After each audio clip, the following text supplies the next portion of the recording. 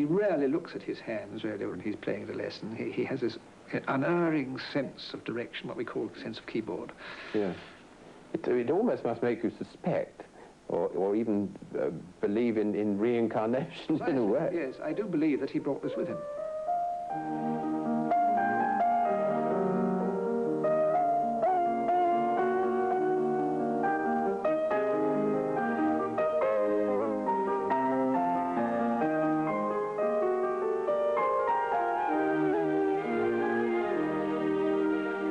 My mother played a little bit the piano, and she had an old teacher where she asked me if I would like to start the piano one day, and I said yes.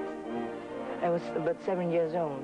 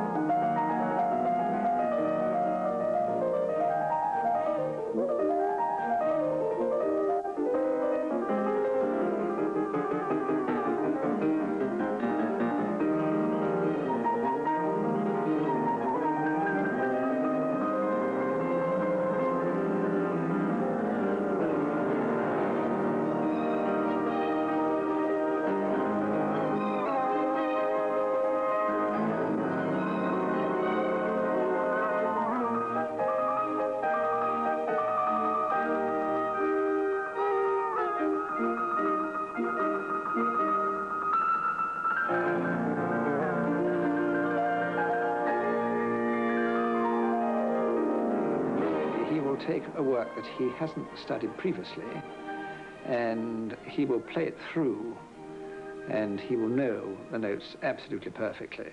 When I first see the score, after I remember it. You have this formidable memory. You can just read a score Yes, and remember it. That's just like that. Yes. Is that just with piano music or with other things? I think it's with mathematics and physics that I like very much in school, but it's especially with the piano music. With the music, yes. And so do you need to practice very much? No. I think he practices for the very minimum amount. I think because he knows the notes. He knows the notes in his mind as well as his fingers.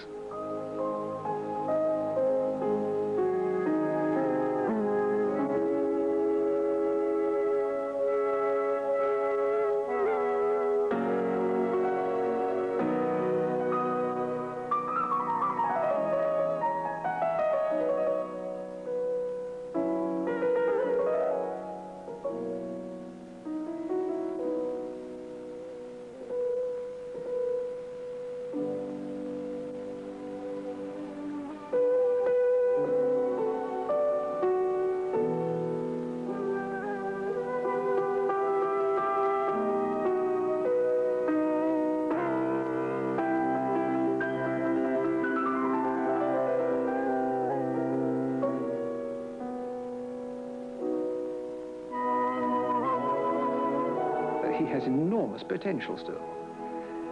There is always a danger of a young person who is really brilliant to burn themselves out, and I hope this won't happen. I can think of nobody at that age that has been such a sensation and been able to play with such brilliance. What about his general intelligence? He's a very intelligent young man, indeed, and I'm told he has a great mathematical brain, too. Maybe I will go to study physics at the university because I love that kind of science. But my work will be with the piano. And maybe I will study conducting afterwards, or I will compose, but first my piano. Dimitris has astonished audiences from Berlin to New York, but is so much top-level exposure at his age desirable? If one waits and suddenly is exposed in the late teens, it's a shattering experience. I think one must grow with it, but not a very great deal. I think he should ration his public performances more severely so that he has time to really delve into the depths of the music that he is studying, give himself time to realize what the musical message is of all the pieces that he's playing, and thereby make himself a very much greater musician altogether, greater artist. But I think too much public performance at an early age is not really a very good thing. So what does the future hold for Dimitris Sgouros? Will he mature into true greatness from the phenomenal promise he already shows?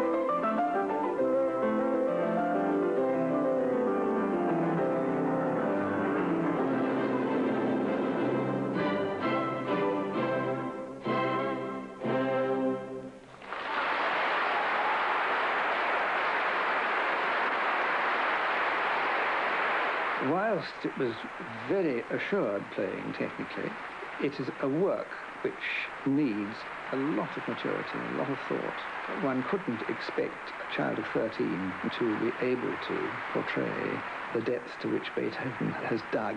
Well, I thought it was outstanding, not because he was young, but because he was a sincere musician, saying what he thought about Beethoven in a very instinctive way, which is the kind of music I like to listen to. So I would have thought even if he was 25, it would have been an outstanding performance.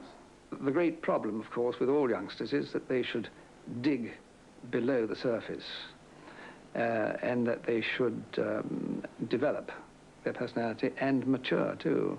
I mean, you can look at prodigies and see what's happened, and in the majority of cases, it hasn't worked out too happily for them. I think with Dimitris' gift it will work out happily for him, but even the prodigies who it has worked out for career-wise aren't often happy people. Or maybe they're happy, but they're not living a life which you or I would call normal.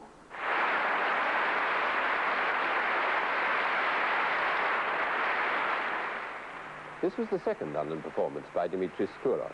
On this occasion, he was playing with the London Symphony Orchestra, conducted by Sgouros. And when he played the Rachmaninoff Third Piano Concerto earlier in the year, the critics had been bowled over. This time